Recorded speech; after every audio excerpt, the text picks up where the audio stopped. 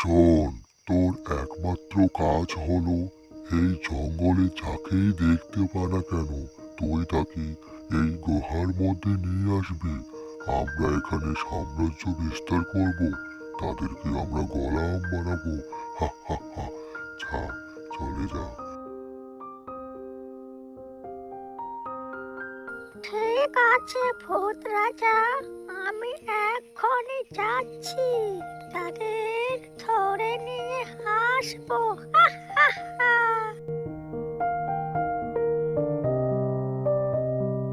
আহ, হা হা হা। তারপরে চুড়েলটি জঙ্গলের এদিক ওদিক ঘুরে বেড়ায় মানুষ ধরে নিয়ে যাওয়ার জন্য।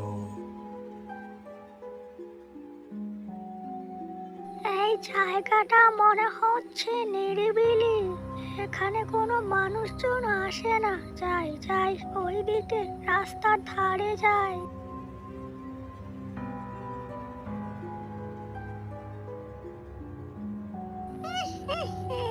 এই তো, এই রাস্তাটাই বেস্ট মনে হচ্ছে। যাই, ওই গাছের কোটরে লুকিয়ে পড়ি, তারপরে কাজ শুরু। আহ, আহ, আহ, আহ। আহ, আহ, আহ, আহ, আহ।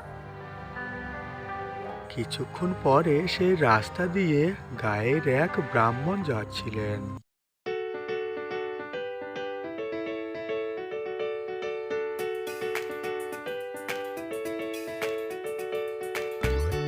অরে অরে বাবা রে, ওটা ওটা আবার কি লাল রঙের?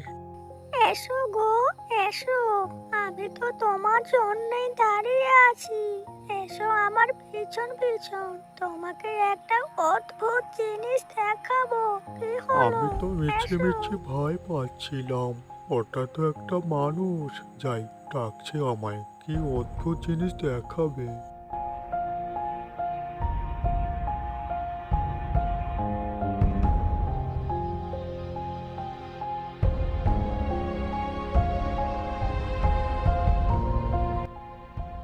ভূত মহারাজ, ভূত মহারাজ, এই যে নিন আপনার শিকার, এনে হাজির করেছে।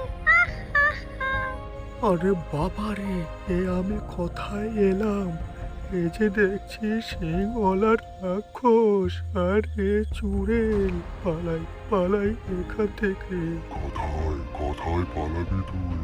এখানে যে একবার আসে সে আর পালাতে পারে না। হা হা হা। তুই এখন আজ থেকে আমার গোলাম।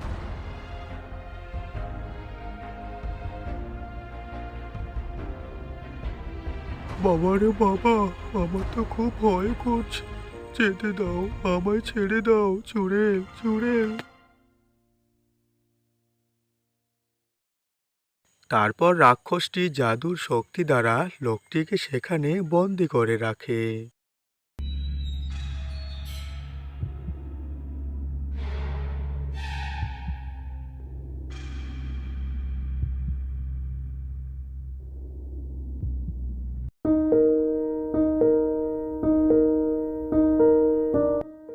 কই গো, শুনতে পাচ্ছ? তখন থেকে তোমার জন্য দাঁড়িয়ে আছি। আসো, আসো, আমার কাছে আসো। কি হলো? ওই ঘোমটাওয়ালা বউটা তো আমাকেই ডাকছে মনে হয়। যাই যাই, কে শুনি কি হলো তার। আমাকে আবার ডাকছে কেন? অচেনা একটা বউ।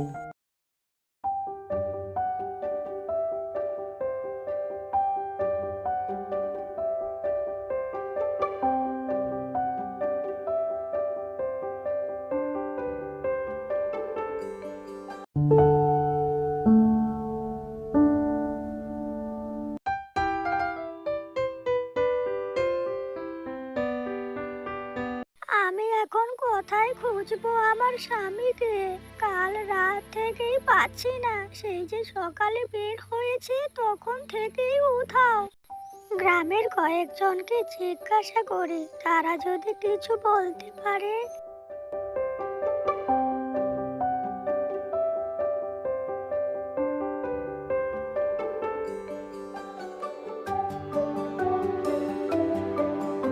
এ কি, সরেন গ্রামের বউটি এভাবে হেঁটে হেঁটে জঙ্গলের দিকে যাচ্ছে কেন?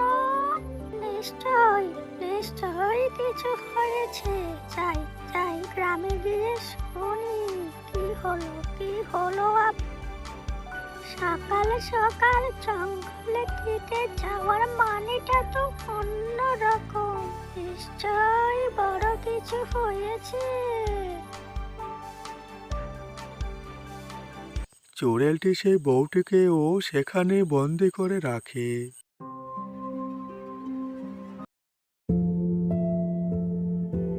জ্যাঠা, জ্যাঠা, শুনছো?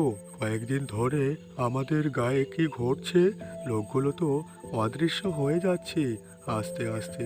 কিছুই কিছুই বুঝতে পারছি না, কোথায় কোথায় হারাচ্ছে। কিছুই কিছুই তো বুঝতে পারছি না। ওই জঙ্গলে এমন কি আছে? তারা সবাই ওই জঙ্গলে কেন গিয়ে অদৃশ্য হচ্ছে? আপনি আপনি তো গায়ের সব থেকে বয়স্ক ব্যক্তি, কিছু বলতে পারবেন? ওই জঙ্গলে এমন কি আছে? এভাবে অদৃশ্য হতে থাকলে গ্রামখানি তো মানব শূন্য হয়ে পড়বে। না বাপু, আমিও তো তেমন কিছু বলতে পারছি না। শুনেছি এক রাক্ষস এসেছে নাকি সেখানে।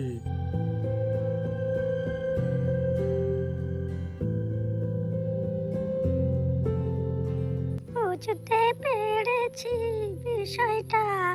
এবার আমি যাই। আমি ছাড়া কেউই এর সমস্যার সমাধান করতে পারবে না। ওই জঙ্গলেই যেতে হবে আমায়। তাহলেই মিটবে এই সমস্যা।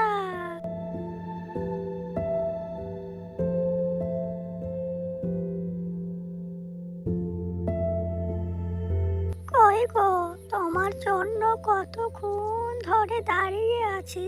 আসো আসো, আমার কাছে এসো। অত দূরে কেন দাঁড়িয়ে তুমি? এসো এসো। কি হলো? শুনতে শুনতে পাচ্ছ না আমার কথা? এসো এসো, আমার কাছে এসো। বউটি বউটি আবার আমাকে ডাকছে কেন? গিয়ে দেখি তো কি হলো তার। কোনো বিপদ আপদ হলো নাকি আবার?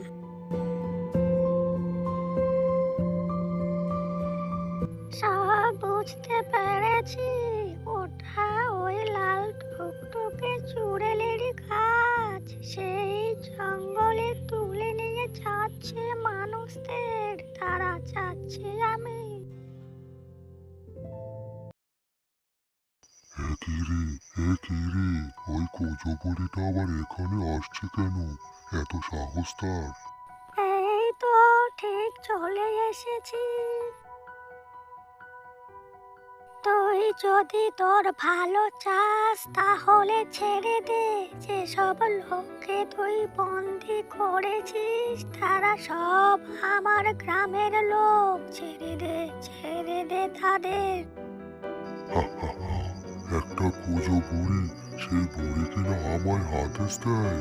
এত বড় সাহস তোর বুড়ি! তোকে এক্ষুনি এই পৃথিবী ভ্রমণ করাবো। তারা তারা তোকে তুই আমায় কি দেখাবি? তুই তো আমায় চিনিস না। এই দেখ, আমার কোমরে কত তোর মতো ভূত ধরে রেখেছি। তারা দেখাচ্ছি। আয় আমার কাছে আয়। কি রে, দেখলি তো আমি মিথ্যে কথা বলি না। এবার এবার কোথায় পালাবি তুই? আয় আয়। না না বুড়িমা, আমার ভুল হয়ে গেছে। আমি তোমার গ্রামের লোকদের সবাইকে ছেড়ে দিচ্ছি, কিন্তু আমায় বন্দি করো না। ছেড়ে দাও। চল চল চুড়েল, চল এখান থেকে, বাঁচা আগে নিজেকে। আরে ভয় পেয়ে চলে গেলি, কিন্তু লোকজনদের কোথায় রেখেছিস বন্দি করে? বের করে দিয়ে তো যা। কি, আমরা কোথায়? এই তো বুড়িমা। আর আর ওই রাক্ষস আর লাল টুকটুকে চোরালটি কোথায় গেল? বাপরে বাপ, কি ভয়ঙ্কর! আর কোনো ভয় নেই। তাদের আমি এমন ভয় দেখিয়েছি যে আর এই জঙ্গলে তো জীবনেও আসবে না। আপনাকে অনেক অনেক ধন্যবাদ মাতা, আপনার জন্যই আমরা আবার প্রাণ ফিরে পেয়েছি।